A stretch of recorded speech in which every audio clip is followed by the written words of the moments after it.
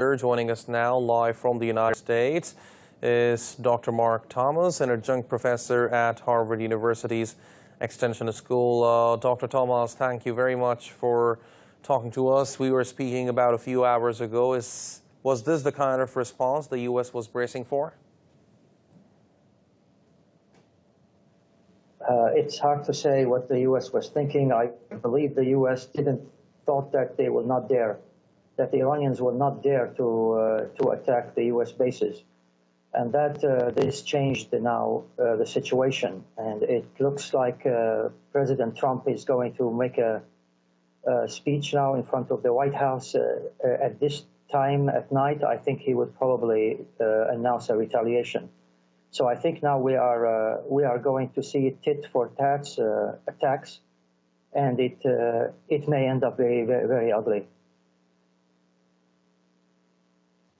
Foreign Minister Mohammad Javad Zarif, it seems like Iran was planning on giving this response as a proportionate response. The tweet says, I'll read it out very quickly. Iran took and concluded proportionate measures in self-defense under Article 51 of UN Charter targeting base from which cowardly armed attack against our citizens and senior officials were launched. We do not seek escalation or war, but will defend ourselves against any aggression. Is this going to give some sort of satisfaction to the Trump administration that no more attacks coming from Iran? That's what Zarif said, but other leaders, other military personnel are saying the opposite. I mean, they are saying that they will keep on attacking until the U.S. gets out of Iraq. So it could be that it's like a good cop, bad cop kind of game, that Zarif would be playing this diplomatic game, that it's over, and because he, at the same time, he said he asked for the withdrawal of the U.S. troops from Iraq. So it's like, if you do withdraw, if you assure us indirectly through channels that you will be withdrawing, then maybe this would be a conclusion of the attack. That said, I'm not really sure at this point whether Zarif is in charge or there are other more hardliners that are in charge.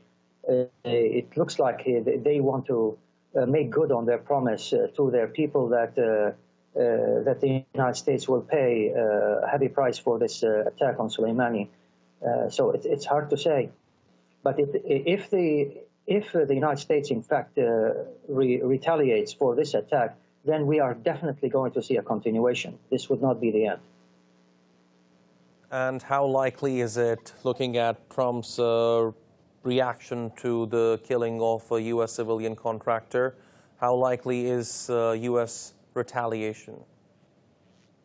I think it is likely. It is hard to believe that that Donald Trump will not react, because he would look weak, and most what he cares about is the way he is perceived by his base. So if he looks weak, this would not be good for him. That said, I think this is the beginning of beginning of the end of this. Indeed. And now, Professor, I think you have made a great point about Iran wanting the U.S. troops to leave the region. While Iran was attacking U.S. military bases in Iraq, the telecommunications minister of Iran tweeted, "Get the hell out of our region," then hashtag hard revenge. So that seems like it is the primary aim of Iran, to get the U.S. out of the region. These I would call it a skirmish, because so far there are no casualties, no U.S. civilian casualties or military casualties, no reports of damages. So what's your navigation through this?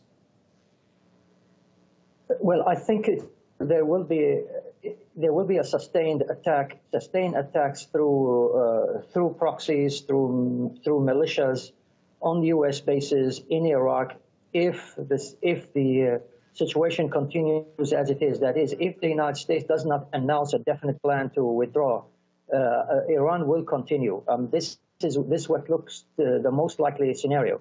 The question is, in between now and the U.S. withdrawal, what is going to happen in terms of the tit-for-tat attacks, in terms of the U.S. retaliating and Iran retaliating back? So the question is about the magnitude of these back and forth attacks. But strategically, the way it is on the ground, the way it went politically in the parliament, the way the Iraqis themselves reacted, the U.S. has no option here but to withdraw. And Professor, I'm really sorry to interrupt you here. We have just received a breaking news. A plane crash has taken place in Iran. A Ukrainian airliner has crashed in Iran. Right now, we don't know the reason of the air crash. There were 180 people aboard. It was a Boeing 737. This is an ANews breaking news. A Ukrainian Boeing 737 has crashed in Iran. The reasons are still unclear. Professor, I mean, I'm quite speechless. What's happening in the world today? We don't know if it was related to the military airstrikes or not, but please, what are your thoughts? It is very likely that the Iranians thought it was a missile coming in, or an the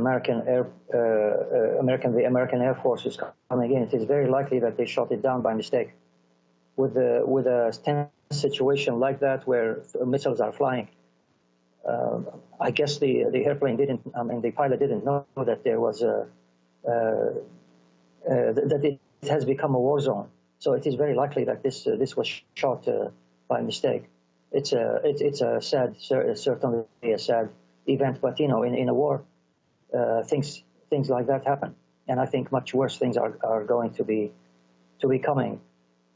Indeed, it's a tragic situation. Our team here at ANews is trying to get all the latest updates regarding this plane crash. Meanwhile, Professor Mark Tomass, I understand the rhetoric is high at the moment, but what could lead to a possible peaceful resolution at this point? What kind of measures should be taken by the U.S. and by Iran to bring this to an end? I think an announcement by the White House that the U.S. troops will withdraw from Iraq, or because I don't believe that Donald Trump is willing to say that publicly, and maybe the Congress would make a counter announcement that they are going to stop the president from continuing in this path. They will try to control him. They will try to issue maybe a vote that the U.S. should stop hostilities with Iran. That may cool things down. But eventually, again, if there has to be some prospect, some communication made with Iraq and Iran that the U.S. Troops are going to withdraw. I mean, this makes absolutely no sense from the American people's perspective for the United States to have a military presence in a country that doesn't want it to be there. It's illegal, it's immoral, and it is simply not acceptable to the majority of people I'm speaking to here. All right, Dr. Mark Tomass, thank you very much for talking to us. As always, we really appreciate your analysis. Thank you very much, Professor.